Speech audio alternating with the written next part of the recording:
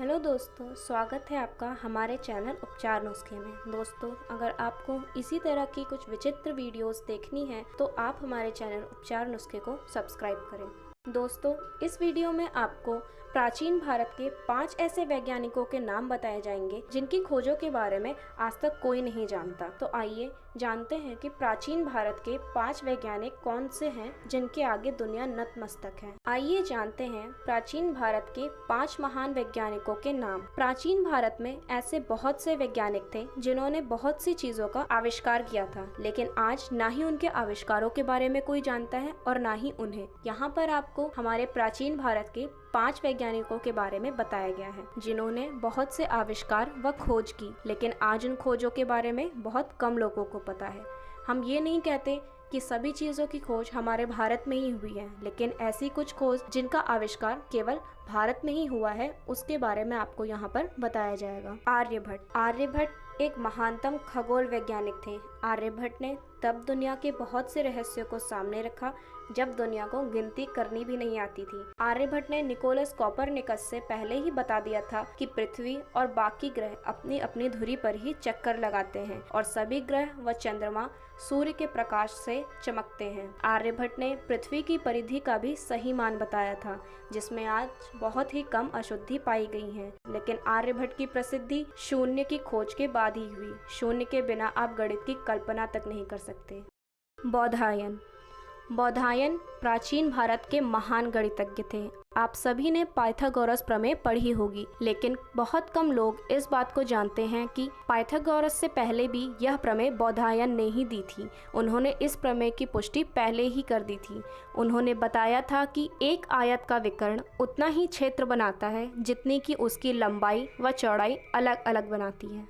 महर्षि कणाद परमाणु शास्त्र के जनक थे। महर्षि कणाद ने आधुनिक अणु वैज्ञानिक जॉन डाल्टन के पहले ही यह बता दिया था कि द्रव्य के भी अणु होते हैं। उन्होंने बताया था कि किसी भी भौतिक जगत की उत्पत्ति या जन्म छोटे छोटे परमाणुओं से मिलकर होती है। आधुनिक समय में रसायन शास्त्र में परमाणु सिद्धांत का जनक जॉन डाल्टन को माना जाता है, लेकिन उनसे हजारों साल पहले ही महर्षि कणाद ने परमाणु सिद्धांत के बारे में बता दिया था। एक समय में महर्षि कणाद व बहुत से वैज्ञानिक यूरोपीय वैज्ञानिकों से अधिक ज्ञानी व आगे थे। यही नहीं, महर्षि कणाद ने न्यूटन से पहले गति के 3 नियमों के बारे में बता दिया था, लेकिन इस बारे में अभी तक केवल कुछ ही लोग जानते हैं। आप इन बातों से पता लगा सकते हैं कि महर्षि कणाद कितने ज्ञानी वैज्ञानिक थे।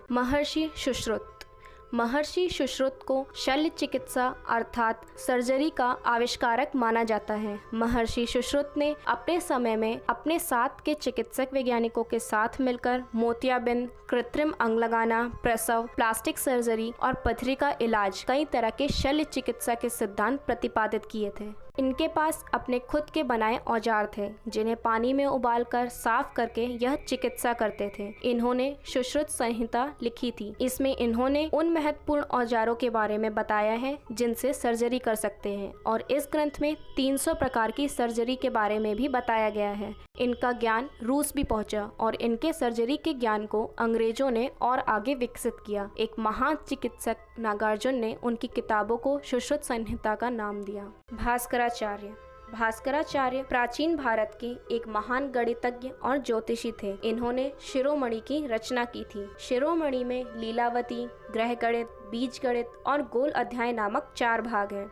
यह भाग अलजब्रा, अरिथमेटिक और ग्रहों की गति की गणित के बारे में बताते हैं। भास्कराचार्य की सोच अपने समय से सैकड़ों साल आगे थी। आधुनिक समय में लोग गुरुत्वाकर्षण शक्ति की खोज का श्रेय न्यूटन को देते हैं, लेकिन न्यूटन के जन्म से कई वर्ष पूर्व ही भास्कराचार्य ने गुरुत्वाकर्षण के रहस्य को खोल दिया था।